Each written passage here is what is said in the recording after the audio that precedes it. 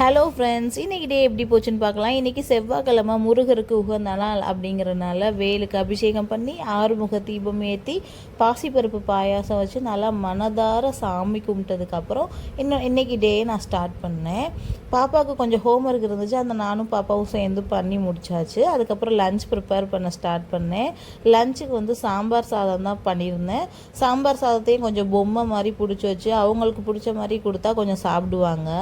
Pumpkin seeds எல்லாம் கொஞ்சம் கண்ணு மாதிரி செட் பண்ணி அவருக்கு அவன் நாக்கு மாதிரி தொங்க போட்டிருந்தா ஏதோ வித்தியாசமாக இருக்கே அப்படின்னு சொல்லிட்டு அந்த வெஜிடபிள்ஸ் எல்லாம் எடுத்து சாப்பிடுவாங்க. கண்டிப்பாக வீட்லேயே அப்படி தான் இப்படி பண்ணி கொடுத்தா பாப்பா சாப்பிடுவாங்க. ஸோ அப்படியே ட்ரை பண்ணேன். சைடிஷ்க்கு கோவக்காய் பொரியல் பண்ணியிருந்தேன். கோவக்காய் பொரியல் அவங்க சாப்பிட்டது கிடையாது. உருளைக்கிழங்கு ஃப்ரை, கத்திரிக்காய் ஃப்ரை இந்த மாதிரி தான் பண்ணி கொடுத்துருக்கேன். பொடலங்காய் ரிங்ஸ் கூட நீங்கள் போன வீடியோவில் பார்த்துருப்பீங்க. இந்த அடி கோவக்காய் ஃப்ரை பண்ணியிருந்தேன். ஸ்நாக்ஸுக்கு கார்ன் ரெடி பண்ணியிருந்தேன். கோவக்காய் பொரியல் சாப்பிட்டதில்ல, பார்ப்போம் இன்றைக்கி பாப்பா எப்படி சாப்பிட்றாங்கன்னு.